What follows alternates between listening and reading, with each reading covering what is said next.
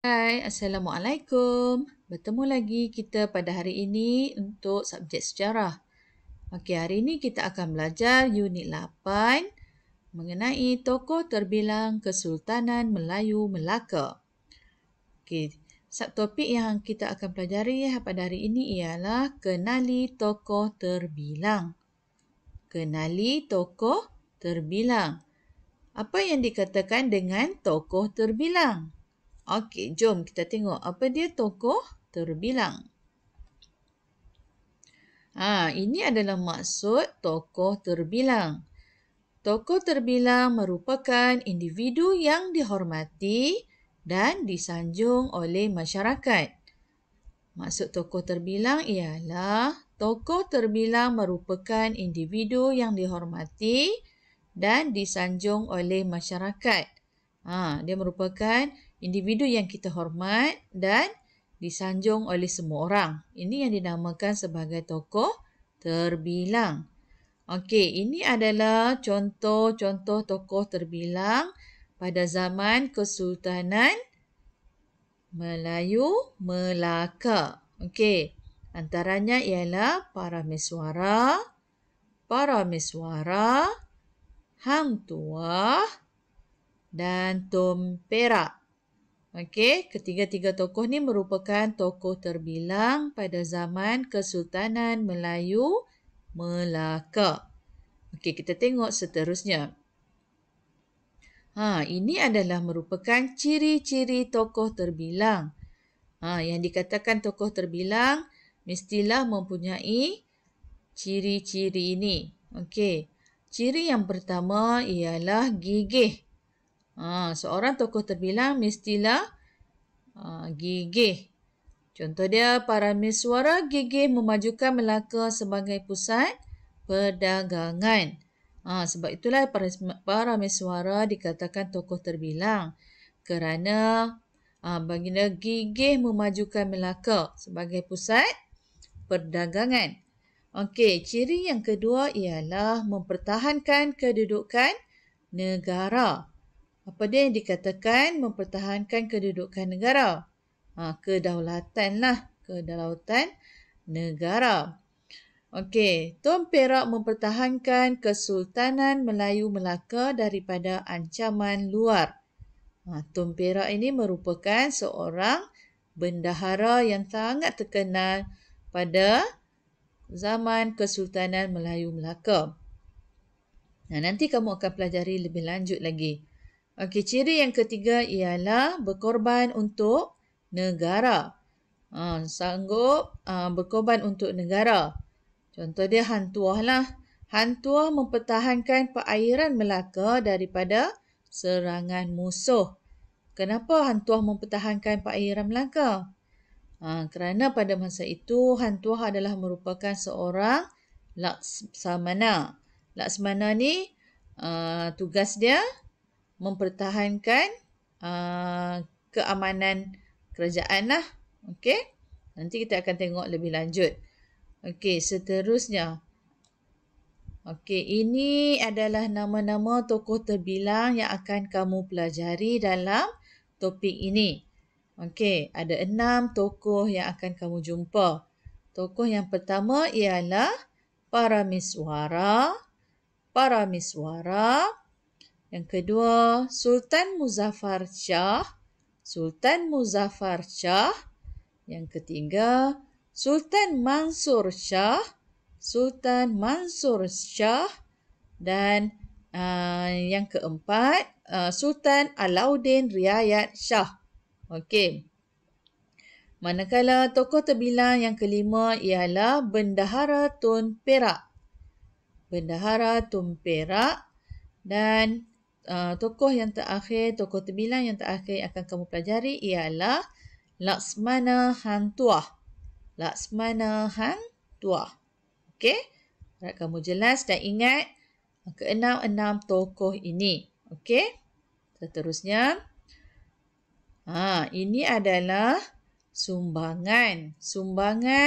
Kepada tokoh-tokoh ni lah. Kenapa keenam ni dikenali sebagai tokoh terbilang?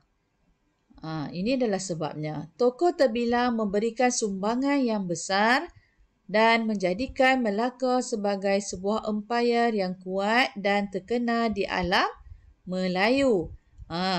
Disebabkan sumbangan yang besarlah yang menjadikan keenam ini adalah tokoh terbilang.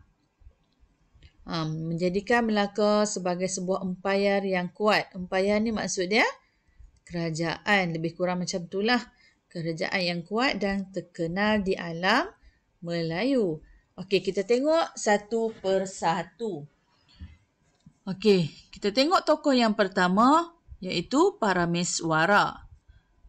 Kenapa Parameswara dikatakan sebagai tokoh terbilang? Tengok sumbangan dia. Yang pertama, baginda mengasaskan Kesultanan Melayu Melaka. Yang kedua, memajukan Melaka sebagai pusat perdagangan. Parameswara ini merupakan pengasas kepada Kesultanan Melayu Melaka. Baginda lah yang membentuk kerajaan Melaka. Macam mana Melaka mendapat nama, dibuka dan dibentuk. Ini adalah jasa dan sumbangan daripada Parameswara. Nanti kamu akan pelajari sumbangan dan akan kenali dengan lebih lanjut lagi siapakah Parameswara. Okey. Parameswara juga memajukan Melaka sebagai pusat perdagangan. Pada masa itu, Melaka sememangnya terkenal sebagai pusat perdagangan dunia. Ia merupakan tempat berkumpulnya pedagang-pedagang dari China dan India, juga dari tanah Arab. Okey, nanti kamu akan pelajari. Okey, tokoh yang kedua, Sultan Muzaffar Shah. Antara sumbangannya ialah mengukuhkan empayar Melaka dan melaksanakan sistem perundangan yang tersusun. Ini adalah sumbangan Sultan Muzaffar Shah. Okey, yang ketiga, Sultan Mansur Shah. Antara sumbangannya ialah meluaskan empayar Melaka dan menjadikan Melaka sebagai pusat penyebaran agama Islam dan pusat pendidikan. Pada zaman Kesultanan Melayu Melaka, sememangnya Melaka dikenali sebagai pusat penyebaran agama Islam dan pusat pendidikan. Dia menjadi tumpuan daripada pedagang-pedagang Islam datang ke alam Melayu dan menyebarkan agama Islam.